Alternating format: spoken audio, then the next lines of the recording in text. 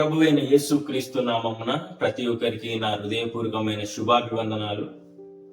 ఈరోజు వాక్య ధ్యానాంశమునకై నెహెమ్యా గ్రంథము 8వ అధ్యాయము 8-9 వచనాలు మనం ధ్యానించుకుందాం. ప్రియులారా, ఇటీవలనే వారు దేవుని గ్రంథమును స్పష్టముగా చదివి వినిపించి జనులు బాగుగా గ్రహించినట్లు దానికి అర్థము చెప్పిరి. దేవుడిచ్చిన వాక్యాన్ని దీవించినాక. అయితే నా ప్రియ సహోదరి సహోదరులారా, ఇక్కడ నెహెమ్యా గ్రంథంలో 6వ అధ్యాయంలో మనం చూసినట్లయితే యెరూషలేము ప్రాకారములు పూర్తిగా కట్టబడిన విధానాన్ని మనం చూస్తాం. ప్రియులారా, అయితే ఇక్కడ శాస్త్రీయకు యాజకుడు ఎజ్రా ఏం చేస్తున్నాడంటే, ఇదిగో ఆ యొక్క ఇజ్రాయిల్ ప్రజలందరినీ ఒక మైదానం దగ్గరికి రమ్మని చెప్పినప్పుడు ఆ యొక్క ఇశ్రాయేలు స్థితి ఎలా ఉందని ఇక్కడ మనం చూసినట్లయితే, ఇశ్రాయేలులందరూ ఏక మనస్కులై నీటి గుమ్మము ఎదుటనున్న మైదానము దగ్గరకు వచ్చిరి అనే మాటను మనం చూస్తున్నాం. ఇశ్రాయేలులందరూ ఏక మనస్కులై మైదానం దగ్గరకు వచ్చిన విధానాన్ని మనం చూస్తాం. అయితే ఇక్కడ శాస్త్రీయకు ఎజ్రా ఏం చేయాలనుకుంటున్నాడంటే, ఇదిగో ధర్మశాస్త్రమును చదివి వినిపించి దాని యొక్క తాత్పర్యమును బోధించి ఇదిగో వారిని సన్మార్గమందు నడిపించాలనే ఒక దృఢ నిశ్చయంతో ఇక్కడ శాస్త్రీయకు యాజకుడు ఎజ్రా ఉన్నాడు. ప్రియులారా, అయితే ఇక్కడ మనం చూసినట్లయితే ఆ యొక్క జనులందరూ, ఆ యొక్క జన సమూహం అంతా ఇదిగో ఆ యొక్క మైదానములో నిలవబడి ఉండగా ఆ యొక్క 8వ వచనంలో వారు ఏం చేస్తున్నారు? దేవుని గ్రంథమును స్పష్టముగా చదివి వినిపించి జనులు బాగుగా గ్రహించినట్లు దానికి అర్థము చెప్పిరి అనే మాటను మనం చూస్తున్నాం. ప్రియులారా, చదివి బాగుగా గ్రహించినట్లు, స్పష్టముగా చదివారు, బాగుగా గ్రహించినట్లు దానికి అర్థము చెప్పారు. అయితే ఆ యొక్క చదివిన విధానాన్ని మనం చూసినట్లయితే ఈ యొక్క చదివిన వారు ఎవరనంటే, ఇదిగో ఎజ్రా అందరికంటే ఎత్తుగా నిలవబడి జనులందరూ చూచుచుండగా గ్రంథమును విప్పగానే జనులందరూ నిలవబడిరి అనే మాటను మనం చూస్తున్నాం. ప్రియులారా, ఇదిగో ఒక పీట పైన అతను అందరికంటే ఎత్తుగా నిలవబడినప్పుడు ఆ యొక్క ధర్మశాస్త్ర గ్రంథాన్ని ఇలా విప్పినప్పుడు జనులందరూ ఏం చేశారంట? లేచి నిలబడను అని చూస్తున్నాం. ఇజ్రాయిలులో ఉన్న అవిధేయత, ఇజ్రాయిలులో ఉన్న కృతజ్ఞతహీనత, ఇజ్రాయిలులో ఉన్న ఆ యొక్క అహంకారము, దుర్మార్గము మొత్తము వెళ్ళిపోయింది. ఇది ఎలా సాధ్యం?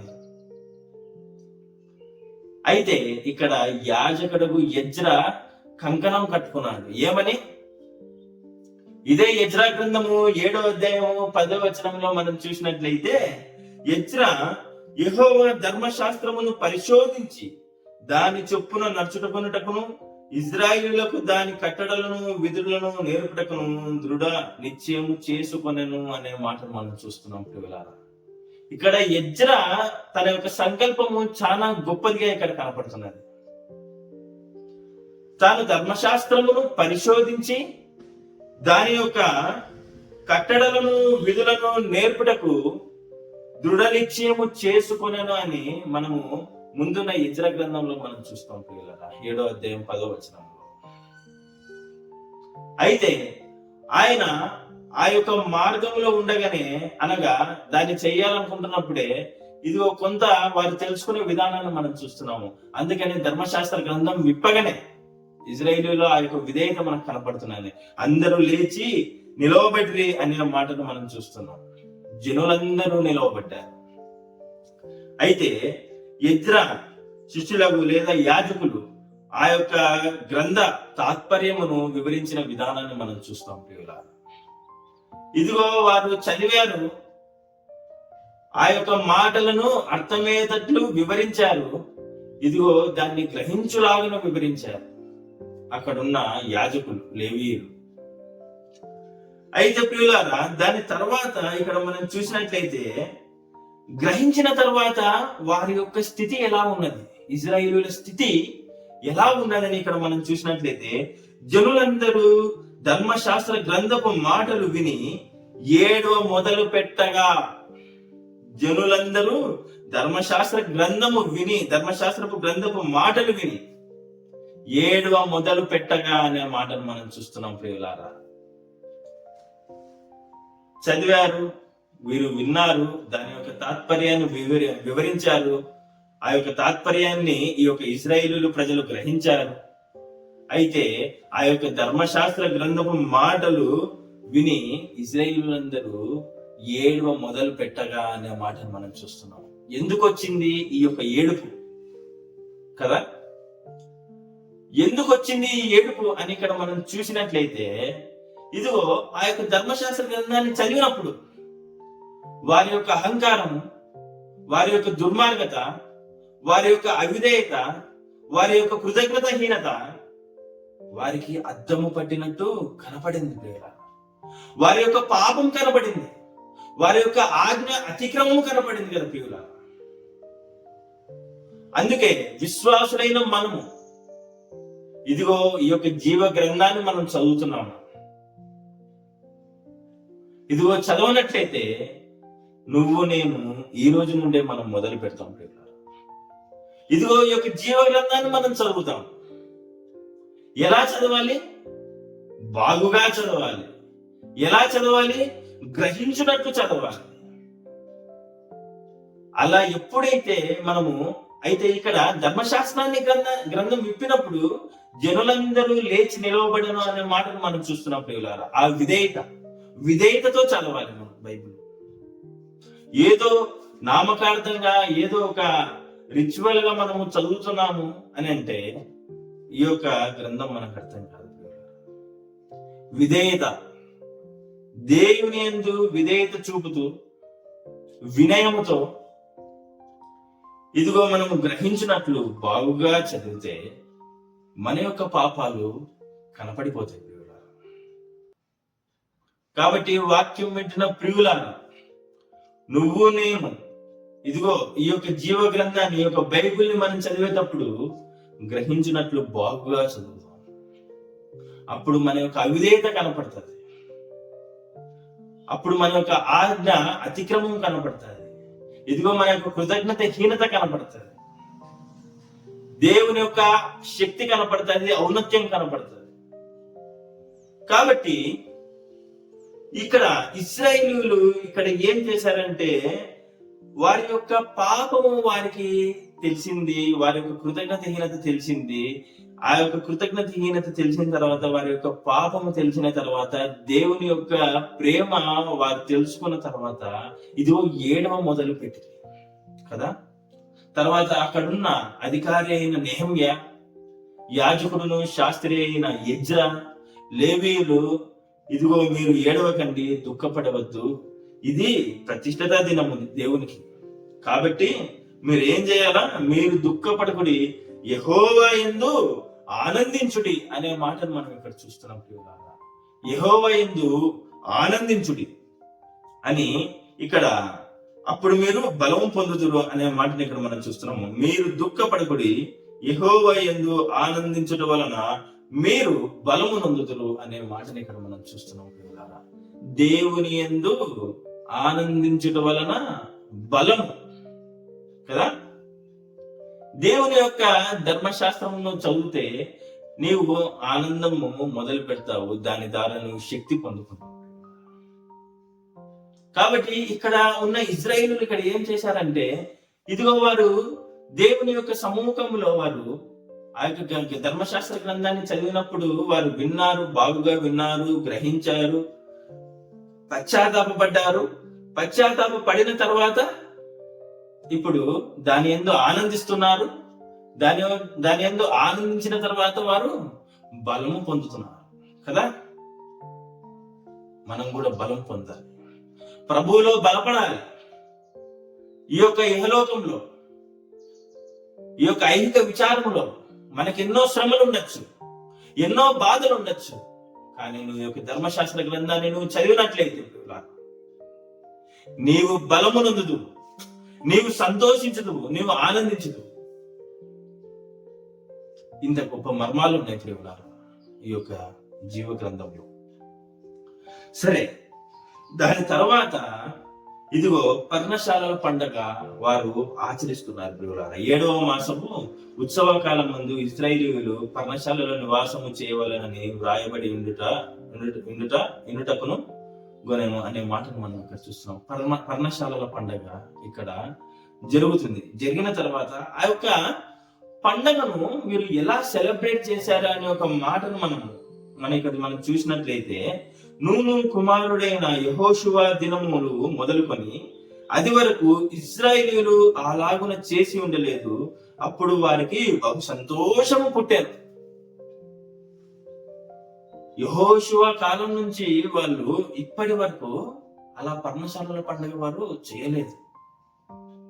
ఎందుకు వారు చేయలేకపోయారు ఇన్ని రోజులు? అంటే వారి దగ్గర డబ్బులు లేక?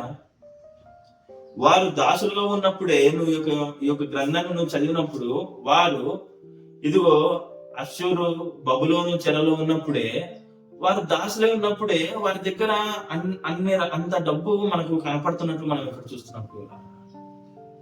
అయితే దేవుడు ఆ యొక్క ఐగుప్తు దేశం నుండి కనానుకు నడిపించిన తర్వాత వాళ్ళ దగ్గర డబ్బులు లేకుండా ఉంటాయి. అప్పుడు కూడా వాళ్ళ దగ్గర డబ్బులు ఉన్నాయి. కానీ ఎందుకు జరుపుకోలేకపోయారు అలా పర్ణశాలల పండుగ? ఎందుకంటే డబ్బు గాని ఇంకోటి గాని ఇదిగో నువ్వు దేవుల్లో నువ్వు ఆనందించలేవు. ఆ డబ్బు చేత గాని ఆ యొక్క పండుగలు నువ్వు ఆనందించలేవు. ఎప్పుడైతే వారు గ్రహించారో, వారు బాగా విన్నారు, వారు గ్రహించారో, వారి యొక్క పాపాన్ని బట్టి వారు పశ్చాత్తాపపడ్డారు, దాని తర్వాత ఆ యొక్క ధర్మశాస్త్రాన్ని బట్టి ఆనందించి బలపడ్డారో, అప్పుడు వాళ్ళు బహు సంతోషంతో వారు ఆ యొక్క పండగను ఆచరించిన విధానాన్ని మనం చూస్తున్నాం ప్రియులారా కదా. కాబట్టి నువ్వు నేను మన యొక్క జీవితంలో మనము బహు సంతోషంతో ఉండాలంటే మనం ఏం చేయాలి? ఇదిగో నీ యొక్క పాపాన్ని నువ్వు ఒప్పుకోవాలి. ఇదిగో నేను పాపిని, నా జీవితం అంతా ఇప్పటి వరకు నాది పాపంతోనే నడిచింది, నా యొక్క పాపాలను నీ యొక్క సన్నిధిలో నేను ఒప్పుకుంటున్నాను, నా యొక్క పాపాలను కడిగివేయి అని నువ్వు ఎప్పుడైతే పశ్చాత్తాపపడ్డావో అప్పుడు ఖచ్చితంగా దేవుడు నీ యొక్క మొరను ఆలకిస్తాడు. నీ యొక్క మొరను ఆలకించి నీకు నూతన బలాన్ని దయచేస్తాడు. ఇదిగో నువ్వు రెండవ జన్మ, అది నీకు రెండవ జన్మ. బాప్తిసము తీసుకున్న తర్వాత నీకు ఒక రెండవ జన్మ ప్రియులారా. ఇదిగో అప్పుడు నువ్వు ఒక నూతన జన్మగా నువ్వు క్రియేట్ చేయబడతావు. అప్పుడు నువ్వు సంతోషంతో నువ్వు ప్రతిరోజు నువ్వు ఉండగలవు.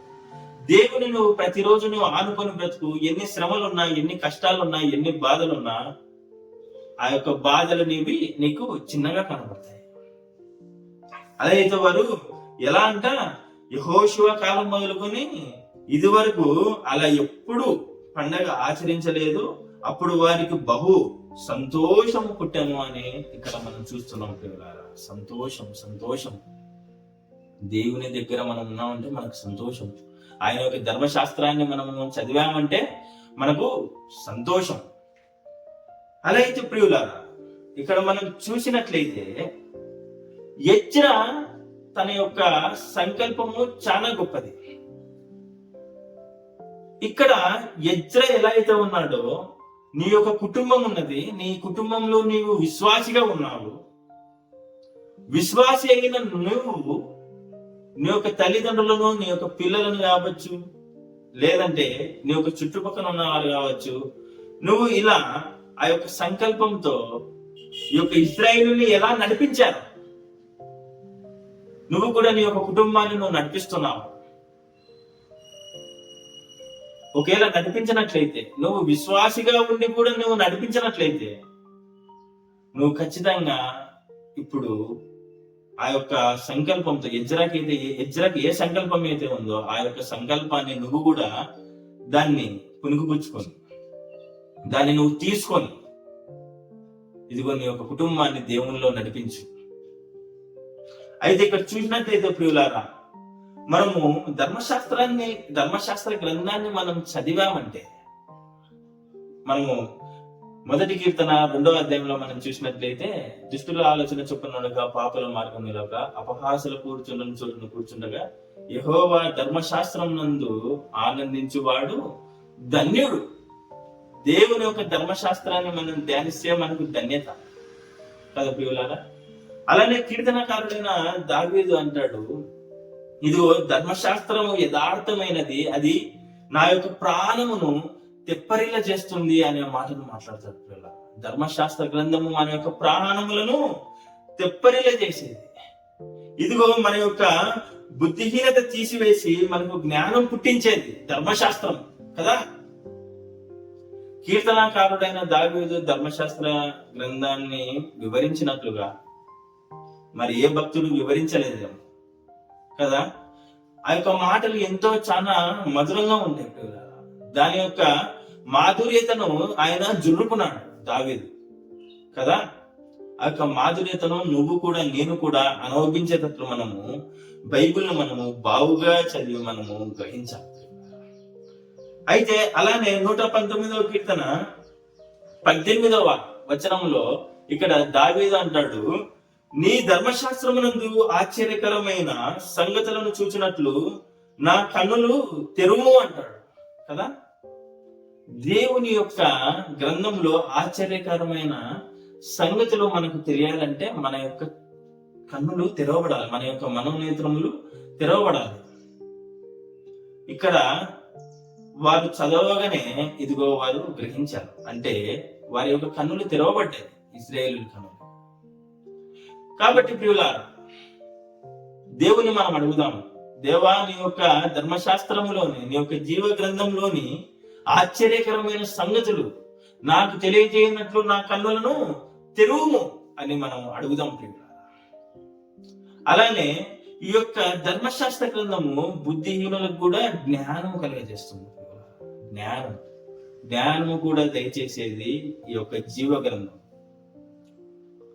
అలానే ప్రియులారా, ఇంకొక మాట అంటున్నాడు అన్నమాట, గర్విష్ఠులు నన్ను మిగుల అపేక్షించిరి, అయినను నీ ధర్మశాస్త్రం నుండి నేను తొలగకై ఉన్నాను అని అంటున్నాడు. ఎందుకు తొలగకై ఉన్నాడు? ఎందుకంటే ఎంతమంది గర్విష్ఠులున్నా, లోకంలో ఎన్ని కష్టాలున్నా, ఎన్ని ఐహిక విచారాలున్నా దావీదుకి దేవుని యొక్క గ్రంథములో, ఆ యొక్క ధర్మశాస్త్రములో ఆయనకి అంత ఆనందం దొరుకుతుంది. అందుకే అంటాడు అనమాట, అదే 119 కీర్తన 92వ వచనంలో అంటాడు అనమాట, ఏమంటాడంటే, నీ ధర్మశాస్త్రము నాకు సంతోషం ఇయ్యనేడలా నా శ్రమయందు నేను నశించేందును అంటున్నాడు కదా.